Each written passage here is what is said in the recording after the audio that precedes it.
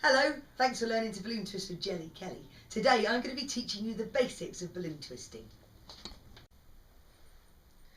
We're going to need to teach you the basics. You're going to need a balloon pump like that, or if you're really pro, something like this. This is a bit big for now, so I'll move this out of the way. You're also going to need 260 modelling balloons. You can get Qualitex or Sempertex, both of which can be found on my website on the links page, a link to get them. 260s is the size. We will also be using 160s. They're slightly thinner than a 260. You'll also need a Sharpie pen or some other permanent marker. I always use an edding pen to add a bit of extra to the eyes, and a balloon cutter or a pair of scissors. First of all, you need to know how to pump a balloon and tie the knot. Put the balloon nozzle on the end. By the way, the end of the balloon is always called the lip. This end is called the tail.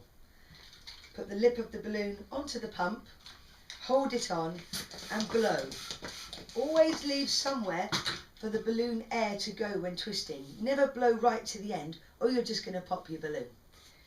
Let a burp of air, pardon me, and then you take 2 fingers and you wrap the balloon around 2 fingers down through the middle of the 2 fingers, catch it, pull, release, and there you have tied your balloon. You're going to need to know some balloon terminology. First of all, to lock a balloon, always start at the lip end and push the balloon in the direction of the air. Always twist in the same direction. This will stop your balloon from coming undone. But at certain points in a balloon animal or a twist, you will need to lock the balloon off. This is how we do it. You take a bubble, twist in the same direction, hold the first bubble, twist another bubble, hold. As long as you hold the first and last bubble and you've twisted in the same direction, your bubble in the middle won't come undone. I could have 10 of these and they're not come undone as long as I've twisted in the same direction. But if I want to take my hands away and lock the balloon off, I would bring the bubbles together and I would twist them in like this. That is called locking the balloon off. Next, you need to learn how to do a tulip twist or an apple twist. You don't always use them, but sometimes you might come across these. So you take the knot end with the lip, you take your finger, you push with the knot and the lip with the inside the balloon. With your other hand, you grab hold of the knot inside the balloon. Very carefully and slowly get your finger out. I'm now holding the knot inside the balloon. I twist the top bit, leaving the knot in this part of the balloon, up at the top there. And to make it stay there, I now roll the knot into the top part. That has then held the tulip twist in place. You also need to know what a pinch twist is. These are quite important for changing the direction that a balloon goes in. You have one bubble, you make a small bubble, something like that. To pinch twist this middle bubble, I lift it up, I push them together and I twist it round. That has created what we call a pinch twist. It's now changed the direction that the balloon goes in. I'm going to teach you how to make a basic balloon animal shape. From this balloon, you'll make many shapes and animals, but this is the basic form that you're going to need to know. It's very important how much air goes into your balloon when you make it. On this one, I'm leaving about a 6-inch tail. We always talk in inches in balloons for some old-fashioned reason. You take a balloon, you make one bubble, which we will call the head. We then do 2 more bubbles for ears and we lock them together.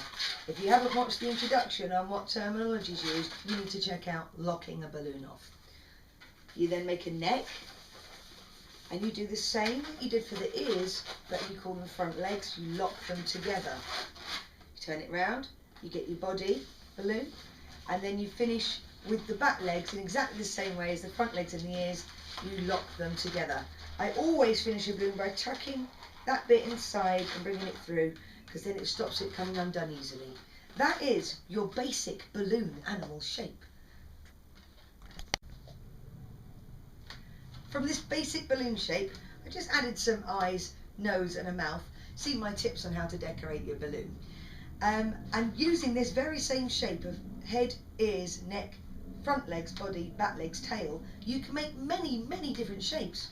Just changing the size of the balloon or the proportion. I've made a giraffe, still using head, ears, smaller ears, longer neck, front legs, body, slightly shorter back legs and a tail, gives you a giraffe. You see? Also, from that basic balloon shape, you can turn the dog, and you've got a head, ears that originally would have looked like that. I just turned around and pushed them inside the ears and held it in place like that. Legs, body, back legs, tail. Again, a rabbit, using exactly the same proportions, more or less. I added a bit more air to the balloon before tying it off, leaving only a tail that big on the end. And I've got a head, longer ears, smaller neck, little front legs, body, big back legs, and a little fluffy bubble tail. And I push the front legs into the back legs and the rabbit sits like that. And using just that much air in a balloon, I've made a mouse. Again, it's the same. It's just using different sized bubbles.